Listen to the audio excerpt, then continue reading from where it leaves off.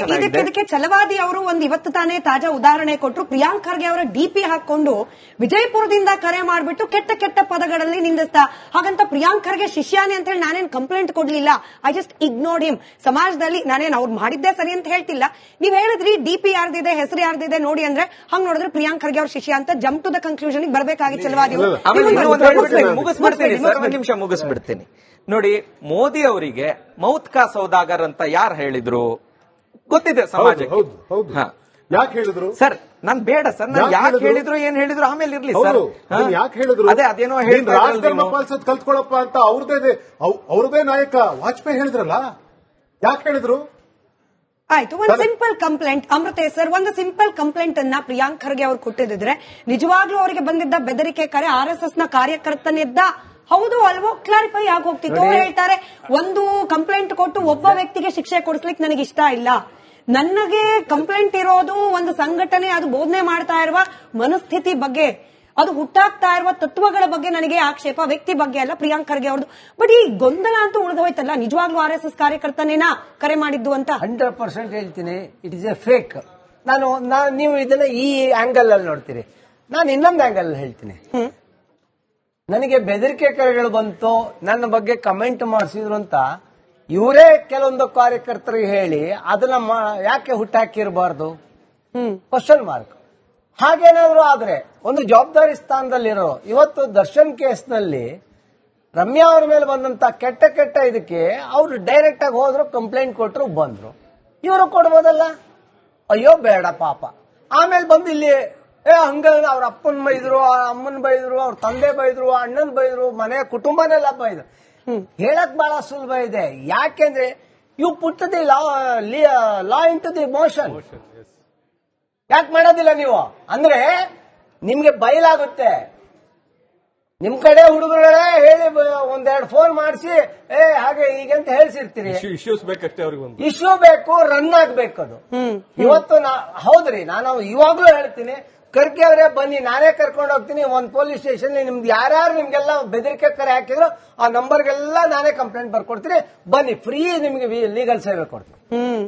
ಇವೆಲ್ಲ ಮಾಡಕ್ಕಾಗಲ್ಲ. ಇಲ್ಲಿ ಅವರು ಹೇಳಿದ್ರು, ನಮ್ಮ JDS ವಕ್ತಾರ ಹೇಳಿದ್ರು, ಇಶ್ಯೂ ಬೇಸ್ಡ್ ಯಾವ್ದೂ ಮಾಡೋದಿಲ್ಲ. ಒಂದು ಹಗರಣ ಬಾನು ಮಸ್ತಾಕು, ಅದಾದ್ಮೇಲೆ ಇನ್ನೊಂದು ಜಾತಿ ಸಮೀಕ್ಷೆ, ಇದಾದ್ಮೇಲೆ RSS ಬ್ಯಾನು, ಅಭಿವೃದ್ಧಿ ಕೆಲಸಗಳನ್ನ ಯಾವ ಎಲ್ಲವೂ ಇವನ್ನ ಹೇಗೆ ಅಂದ್ರೆ ಅವರ ಒಳಗಡೆ ಸಂಘರ್ಷ ನಡೀತಾ ಇದೆ.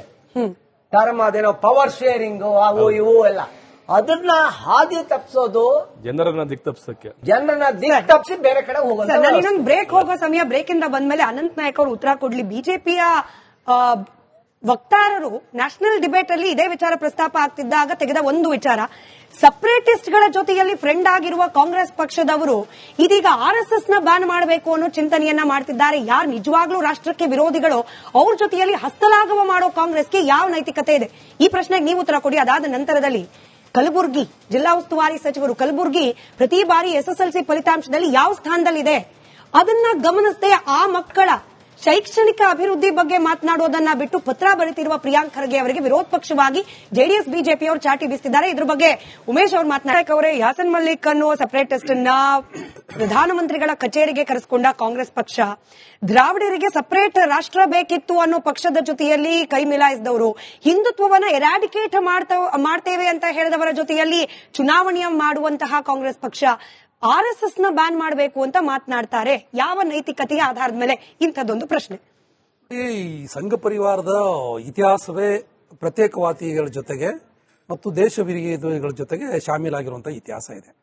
ಉದಾಹರಣೆಗೆ ನಿಮಗೆ ದೇಶದ ಸ್ವಾತಂತ್ರ್ಯ ಚಳವಳಿಗಾಗಿ ಬ್ರಿಟಿಷರ ವಿರುದ್ಧ ದೊಡ್ಡ ಪ್ರಮಾಣದ ಸಮರ ನಡೀತಾ ಇರಬೇಕಾದ್ರೆ ಅನೇಕ ಜನ RSSನವರು ಬ್ರಿಟಿಷರ ಜೊತೆಗೆ ಕೆಲಸ ಮಾಡ್ಕೊಂಡಿದ್ರು ಅನ್ನೋದು ಗೊತ್ತಿರೋ ಸತ್ಯ. ಅದನ್ನ ಬೇಕಾದ್ರೆ ದಾಖಲೆ ಸಮೇತ ಹೇಳ್ಬೋದು.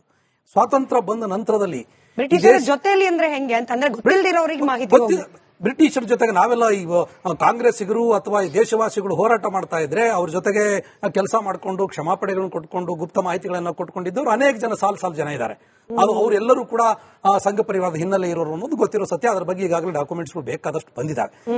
ದೇಶದ ಸ್ವಾತಂತ್ರ್ಯ ಬಂದ ನೋಡಿದ್ರೆ ನೀವು ಹೇಳಿದಕ್ಕೆ ನಾನು ಪ್ರಶ್ನೆ ಕೇಳ್ತೀನಿ, ನನಗೆ ಗೊತ್ತಿಲ್ಲದಿದ್ದು ನೀವು ಹೇಳಿ ಅಂತ ಹೇಳಿ. ಈ ಧ್ವಜ ಸತ್ಯಾಗ್ರಹ ಅಂತ ಮಾಡಿದ ಸಂದರ್ಭದಲ್ಲಿ ಕಾಂಗ್ರೆಸ್ನವ್ರನ್ನೂ ಒಂದಷ್ಟು ಜನ ಅರೆಸ್ಟ್ ಮಾಡ್ತಾರೆ ಬ್ರಿಟಿಷರು. ಆಗ ಅವರು ಕೂಡ ಕ್ಷಮಾಪಣೆ ಪತ್ರವನ್ನ ಬರೆದಿದ್ರು ಅನ್ನೋದನ್ನ ನಾನು ಓದ್ಕೊಂಡಿರೋ ಇತಿಹಾಸ. ತಪ್ಪಿದ್ರೆ ನೀವು ಕರೆಕ್ಟ್ ಮಾಡಿ. ಧ್ವಜ ಸತ್ಯಾಗ್ರಹದ ಕಾಂಗ್ರೆಸ್ಸಿನವರು ಬರೆದಂತಹ ಕ್ಷಮಾಪತ್ರಗಳು ಸಂಘ ಪರಿವಾರದವರು ನಾವು ಮುಗಿತು, ನಾವು ನಿಮ್ ಸೇವೆ ಮಾಡ್ಕೊಂಡಿರ್ತೀವಿ ಅಂತ ಹೇಳಿ ಬರೆದಂತ ಪತ್ರಗಳನ್ನು ಕೂಡ ನಾನು ಹೇಳಬಲ್ಲೆ. ಇಡೀ ನೀವು ಇವರ ಪರಿವಾರದ ಮಾನ್ಯ ಸಾವರ್ಕರ್ ಅವರು ಬರೆದಿರುವಂತ ಪತ್ರಕ್ಕಿಂತ ಬೇರೆ ಉದಾಹರಣೆ ಬೇಕಾ ನಮ್ಗೆ? ಅಷ್ಟು ದೊಡ್ಡ ಪತ್ರ ಇದೆ, ದೀರ್ಘ ಪತ್ರ ಅದು ಅಂತ. ಅವರನ್ನ ವೀರ ಶೂರ ಅದು ಇದು ಬಿಡಿ, ಅದು ಬೇರೆ. ಪಾಪ ಅವ್ರಿಗೆ ವೀರ ಶೂರ ಆಗಿರ್ಬೋದು, ನಮ್ಗೇನಂತ ಅವ್ರಿಗೆ ಗೊತ್ತಿದೆ. ಇದು ಎಷ್ಟೇ ಅಲ್ಲದೆ ಪ್ರತ್ಯೇಕವಾದಿಗಳ ಜೊತೆಗೆ ಮಾತಾಡೋದಕ್ಕೆ ಇವ್ರಿಗೆ ಯಾವ ನೈತಿಕತೆ ಇದೆ? ಹೇಳದೆ ಕೇಳದೆ ಪಾಕಿಸ್ತಾನಕ್ಕೆ ಹೋಗಿ ಬಿರಿಯಾನಿ ತಿಂದು ಬರ್ತಾರೆ, ತಾಲಿಬಾನಿಗಳ ಜೊತೆಗೆ ವೇದಿಕೆ ಹಂಚಿಕೊಂಡು ಕಾರ್ಯಕ್ರಮ ಮಾಡ್ಕೊಂಡು ಇದ್ ಮಾಡ್ತಾರೆ. ಅಷ್ಟೇ ಅಲ್ಲದೆ ದೇಶಕ್ಕೆ ಅವಮಾನ ಆಗಿರುತ್ತೆ. ತಾಲಿಬಾನಿಗಳನ್ನ ಕರ್ಕೊಂಡ್ಬಂದು ಮಹಿಳೆಯರನ್ನ ಅವ್ರ ಜೊತೆಗೆ ಸಭೆ ಕಳಿಸಿ ಮಹಿಳಾ ಪತ್ರಕರ್ತರಿಗೆ ಅವಮಾನ ಮಾಡೋ ಕೆಲಸವನ್ನು ಇವರೇ ಮಾಡ್ತಾರೆ. ಮಣಿಪುರದಲ್ಲಿ ನಡೀತಿರುವಂತಹ ಗಲಾಟೆಗಳ ಕಿಡಿಗೇಡಿಗಳ ಜೊತೆಗೆ ಇವರಿದ್ದಾರೆ. ಚೀನಾದ ಆಟಗಳು ಅಷ್ಟೊಂದು ದೊಡ್ಡ ಪ್ರಮಾಣದಲ್ಲಿ ನಮ್ಮ ದೇಶದ ಮೇಲೆ ನಡೀತಾ ಇದೆ. ಬಂದು ಗ್ರಾಮ ರಸ್ತೆಗಳಿಂದ ಕಟ್ಕೊಂಡು ನಮ್ಮನ್ನು ಲೂಟಿ ಮಾಡ್ತಾ ನಿಂತಿದ್ರು ಕೂಡ ಅವ್ರ ವಿರುದ್ಧ ಸಣ್ಣ ಒಂದು ಕ್ರಮ ತಗೊಳ್ಳೋಕಾಗದೆ ಇವರು ಅವ್ರ ಜೊತೆಗೆ ಶಾಮೀಲ್ ಹಾಕೊಂಡಿದ್ದಾರೆ. ಇಷ್ಟೇ ಅಲ್ಲದೆ ಗಾಂಧೀಜಿ ಹತ್ಯೆ ಮಾಡಿದಂತಹ ವ್ಯಕ್ತಿ ನಾಥಾರಾಮ್ ಗೋಡ್ಸೆ ದೇವಸ್ಥಾನ ಕಟ್ತಾರು ಇವರೇ. ಸರಿ, ಇವತ್ತು ಈ ಕರ್ನಾಟಕದೊಳಗಡೆ ನೀವು ನಾನು ಅವಾಗಲೇ ಹೇಳಿದ್ದಲ್ಲ, ಪಾಕಿಸ್ತಾನದಲ್ಲಿ ಸಿಂಧಿಗೆಯಲ್ಲಿ ಪಾಕಿಸ್ತಾನದ ಧ್ವಜವನ್ನು ಹಾರಿಸಿ ಅರೆಸ್ಟ್ ಮಾಡಿವಿ, ಜೈಲಿಗೆ ಹೋಗಿ ಬಂದವರು ಇವರು ಹುಡುಗರೆ, ಇವ್ರು ನಮ್ಮವರಲ್ಲ ಅಂತ ಹೇಳ್ತಾರೆ. ಇಲ್ಲಿ ಅಕ್ಲಾಕನ್ ಮನೆಗೆ ಹೋಗಿ ಏನ್ ಆಟ ಅಡುಗೆ ಮಾಡಿದ್ದೀರಿ ಅಂತ ಇನ್ನೊಂದು ಚಿಕ್ಕ ಬ್ರೇಕ್ ಹೋಗೋ ಸಮಯ ಸರ್. ಐಮ್ ಸಾರಿ, ನಾನು ಇಂಟರಪ್ಟ್ ಮಾಡ್ತಿದ್ದೀನಿ ಅಂತಲ್ಲ, ಬ್ರೇಕ್ ಹೋಗ್ಲೇಬೇಕು ಸರ್ ನಾನು. ಹಾಗಾಗಿ ಇದಕ್ಕೆ ನೀವು ಕಂಟಿನ್ಯೂ ಮಾಡಿರಂತೆ ವಿಕ್ರಮ್ ಅವರು ಉತ್ತರ ಕೊಡ್ಲಿ. ಹಾಗೆ ನಾನು ಹೇಳಿದಾಗೆ ಕಲಬುರಗಿಯ ಮಕ್ಕಳು ಹಾಗೆ ಯುವಕರ ಪರಿಸ್ಥಿತಿಯ ಬಗ್ಗೆ ಇಗ್ನೋರೆನ್ಸ್ ಇರುವ ಅಥವಾ ಅದನ್ನ ನಿರ್ಲಕ್ಷ್ಯ ಮಾಡಿರುವ ಪ್ರಿಯಾಂಕ್ ಖರ್ಗೆ ಅವರು RSS ನ ಶಾಖೆಗೆ ಹೋಗುವ ಯುವಕರ ಬಗ್ಗೆ ಮಾತನಾಡ್ತಿದ್ದಾರೆ ಅನ್ನೋ ಆಕ್ಷೇಪ. ಹೇಳದೆ ಕೇಳದೆ ಪಾಕಿಸ್ತಾನಕ್ಕೆ ಹೋಗಿ ಬಿರಿಯಾನಿ ತಿಂದು ಬರ್ತಾರೆ, ತಾಲಿಬಾನಿಗಳ ಜೊತೆಗೆ ವೇದಿಕೆ ಹಂಚಿಕೊಂಡು ಕಾರ್ಯಕ್ರಮ ಮಾಡ್ಕೊಂಡು ಇದ್ ಮಾಡ್ತಾರೆ. ಅಷ್ಟೇ ಅಲ್ಲದೆ ದೇಶಕ್ಕೆ ಅವಮಾನ ಆಗಿರುತ್ತೆ. ತಾಲಿಬಾನಿಗಳನ್ನ ಕರ್ಕೊಂಡ್ಬಂದು ಮಹಿಳೆಯರನ್ನ ಅವ್ರ ಜೊತೆಗೆ ಸಭೆ ಕಳಿಸಿ ಮಹಿಳಾ ಪತ್ರಕರ್ತರಿಗೆ ಅವಮಾನ ಮಾಡೋ ಕೆಲಸವನ್ನು ಇವರೇ ಮಾಡ್ತಾರೆ. ಮಣಿಪುರದಲ್ಲಿ ನಡೀತಿರುವಂತಹ ಗಲಾಟೆಗಳ ಕಿಡಿಗೇಡಿಗಳ ಜೊತೆಗೆ ಇವರಿದ್ದಾರೆ. ಚೀನಾದ ಆಟಗಳು ಅಷ್ಟೊಂದು ದೊಡ್ಡ ಪ್ರಮಾಣದಲ್ಲಿ ನಮ್ಮ ದೇಶದ ಮೇಲೆ ನಡೀತಾ ಇದೆ. ಬಂದು ಗ್ರಾಮ ರಸ್ತೆಗಳಿಂದ ಕಟ್ಕೊಂಡು ನಮ್ಮನ್ನು ಲೂಟಿ ಮಾಡ್ತಾ ನಿಂತಿದ್ರು ಕೂಡ ಅವ್ರ ವಿರುದ್ಧ ಸಣ್ಣ ಒಂದು ಕ್ರಮ ತಗೊಳ್ಳೋಕಾಗದೆ ಇವರು ಅವ್ರ ಜೊತೆಗೆ ಶಾಮೀಲ್ ಹಾಕೊಂಡಿದ್ದಾರೆ. ಇಷ್ಟೇ ಅಲ್ಲದೆ ಗಾಂಧೀಜಿ ಹತ್ಯೆ ಮಾಡಿದಂತಹ ವ್ಯಕ್ತಿ ನಾಥಾರಾಮ್ ಗೋಡ್ಸೆ ದೇವಸ್ಥಾನ ಕಟ್ತಾರು ಇವರೇ. ಸರಿ, ಇವತ್ತು ಈ ಕರ್ನಾಟಕದೊಳಗಡೆ ನೀವು ನಾನು ಅವಾಗಲೇ ಹೇಳಿದ್ದಲ್ಲ, ಪಾಕಿಸ್ತಾನದಲ್ಲಿ ಸಿಂಧಿಗೆಯಲ್ಲಿ ಪಾಕಿಸ್ತಾನದ ಧ್ವಜವನ್ನು ಹಾರಿಸಿ ಅರೆಸ್ಟ್ ಮಾಡಿವಿ, ಜೈಲಿಗೆ ಹೋಗಿ ಬಂದವರು ಇವರು ಹುಡುಗರೆ, ಇವ್ರು ನಮ್ಮವರಲ್ಲ ಅಂತ ಹೇಳ್ತಾರೆ. ಇಲ್ಲಿ ಅಕ್ಲಾಕನ್ ಮನೆಗೆ ಹೋಗಿ ಏನ್ ಆಟ ಅಡುಗೆ ಮಾಡಿದ್ದೀರಿ ಅಂತ ಇನ್ನೊಂದು ಚಿಕ್ಕ ಬ್ರೇಕ್ ಹೋಗೋ ಸಮಯ ಸರ್. ಐಮ್ ಸಾರಿ, ನಾನು ಇಂಟರಪ್ಟ್ ಮಾಡ್ತಿದ್ದೀನಿ ಅಂತಲ್ಲ, ಬ್ರೇಕ್ ಹೋಗ್ಲೇಬೇಕು ಸರ್ ನಾನು. ಹಾಗಾಗಿ ಇದಕ್ಕೆ ನೀವು ಕಂಟಿನ್ಯೂ ಮಾಡಿರಂತೆ ವಿಕ್ರಮ್ ಅವರು ಉತ್ತರ ಕೊಡ್ಲಿ. ಹಾಗೆ ನಾನು ಹೇಳಿದಾಗೆ ಕಲಬುರಗಿಯ ಮಕ್ಕಳು ಹಾಗೆ ಯುವಕರ ಪರಿಸ್ಥಿತಿಯ ಬಗ್ಗೆ ಇಗ್ನೋರೆನ್ಸ್ ಇರುವ ಅಥವಾ ಅದನ್ನ ನಿರ್ಲಕ್ಷ್ಯ ಮಾಡಿರುವ ಪ್ರಿಯಾಂಕ್ ಖರ್ಗೆ ಅವರು RSS ನ ಶಾಖೆಗೆ ಹೋಗುವ ಯುವಕರ ಬಗ್ಗೆ ಮಾತನಾಡ್ತಿದ್ದಾರೆ ಅನ್ನೋ ಆಕ್ಷೇಪ.